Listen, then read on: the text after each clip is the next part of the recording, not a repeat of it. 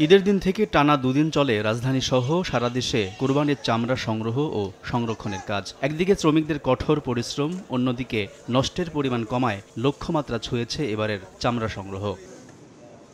যদিও ধানমন্ডিতে সংবাদ সম্মেলনে চামড়া সংগ্রহের হিসাব দিতে এসে শিল্পের প্রধান সমস্যা কমপ্লায়েন্স নিয়েই দুশ্চিন্তাগ্রস্ত দেখা গেল বিটিএ সভাপতিকে।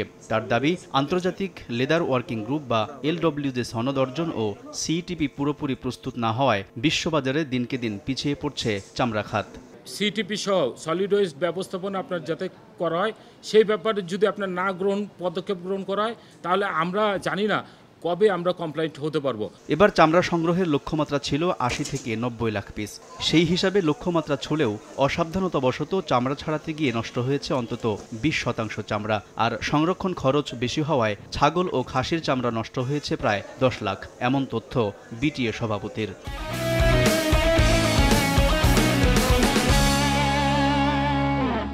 আমার উৎপাদন ব্যয় বাড়ছে এবং পাশাপাশি আমার যে ব্যাকওয়ার্ড লিঙ্কেজ এখানে আপনার প্রতিষ্ঠিত হয়নি। সংবাদ সম্মেলনে সংশ্লিষ্টদের চামড়া নিয়ে দৃষ্টিভঙ্গি পরিবর্তনের পরামর্শ এফবিসিসিআর সিনিয়র সহসভাপতি মোহাম্মদ আমিন হেলালের। এটা একটি জাতীয় সম্পদ।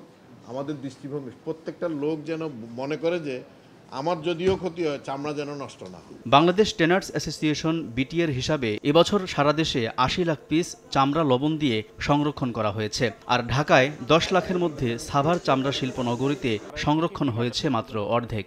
কোনো ক্ষেত্রে। আলতাফ হোসাইন, সময় সংবাদ, ঢাকা।